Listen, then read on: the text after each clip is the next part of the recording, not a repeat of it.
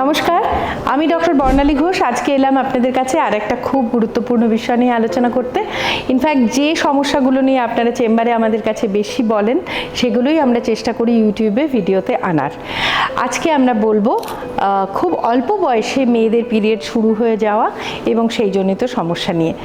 মাসে অনেকগুলো মা এবং বাবা আমাদের কাছে তাদের অল্প বয়সী বাচ্চা মেয়েগুলোকে টানতে টানতে নিয়ে আসেন। বক্তব্য একটাই, মাত্র 8 বছর বয়স, মাত্র 8.5 বছর বয়স, মাত্র 9 বছর বয়স, পিরিয়ড শুরু হয়ে গেছে। প্রথম কথা বলে রাখি, আজকাল ঠিকই মেনার্কে বা পিরিয়ড শুরু হওয়ার সময়টা একটু এগিয়ে এসেছে। আগে আমরা যেটা স্ট্যান্ডার্ড এজ অফ মেনার্কে বা পিরিয়ড প্রথম শুরু হওয়ার এজটাকে ধরতাম, ধরুন 11-12 বছর, সেটা এখন অনেক ক্ষেত্রেই 9-9.5 এসে ঠেকেছে। এমনকি আমরা দেখছি 8-8.5 বছরেও মেয়েদের পিরিয়ড হয়ে যাচ্ছে। এ বিষয়ে আপনাদের জানতে হবে যে মেয়েদের পিরিয়ড শুরু হওয়ার আগে তাদের শারীরবৃত্তীয় কতগুলো পরিবর্তন হয়।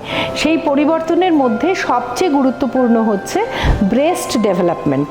প্রথম যখন দেখবেন যে বাচ্চা মেয়েটির ব্রেস্ট বাটগুলো একটু একটু করে আসছে, সেই সময় কিন্তু আপনাদের জানতে হবে যে এর 6-8 মাসের মধ্যে পিরিয়ড শুরু হয়ে যেতে পারে।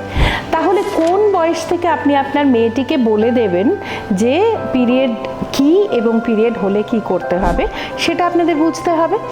সো আইডিয়ালি সেক্স এডুকেশনের মধ্যে একটা খুব গুরুত্বপূর্ণ অংশ হচ্ছে পিরিয়ড সম্পর্কিত কাউন্সেলিং, এবং এটা আপনাদের করতে হবে 8 বছরের আগেই। আপনারা ভাববেন যে স্কুলে করা হবে, স্কুল ভাববে বাড়িতে করা হবে, এই ধরনের কোনো উতর চাপানের দরকারই নেই।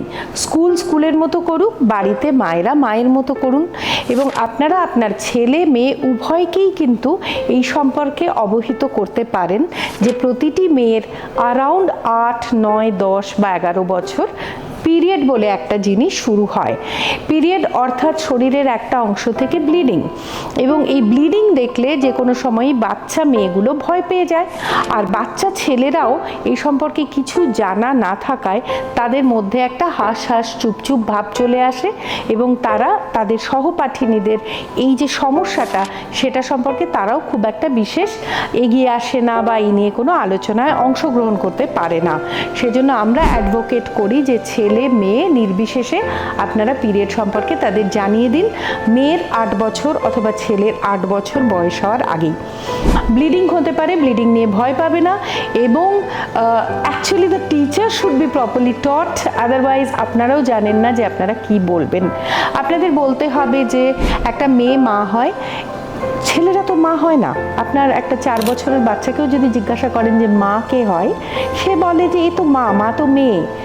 ছেলে যে মা হতে পারে না সেটা তো সেও জানে। তো সেই জায়গাটা থেকে শুরু করুন, করে বলুন যে কেন মেয়েরা মা হতে পারে। তারা যখন বড় হয় তাদের শরীরের ভেতর সন্তান ধারণের জন্য একটা ঘর বা একটা অর্গান রয়েছে, সেই অর্গানটার নাম ইউটেরাস, এবং প্রত্যেক মাসে ইউটেরাসে মেয়েটি বড় হওয়ার পর এক ধরনের প্রক্রিয়া হয়, যেই প্রক্রিয়ায় সে গর্ভধারণের বা সন্তান ধারণের উপযোগী হয়ে ওঠে। সেইটার জন্যই প্রত্যেক মাসে এই পিরিয়ডের মতো একটা রক্তক্ষরণ তার শরীর থেকে হয়, যেটা খুব আর্লিও শুরু হয়ে যেতে পারে। সেটা জানলে তার জানা থাকলো যে এই অবস্থায় তাকে কি করতে হবে, কিভাবে সে প্রোটেকশন নেবে, এবং কখনো যদি একটু হেভি ব্লিডিং হয় সে সম্পর্কে সে স্কুলে টিচারের সঙ্গে কথা বলতে পারে বা সাহায্য চাইতে পারে।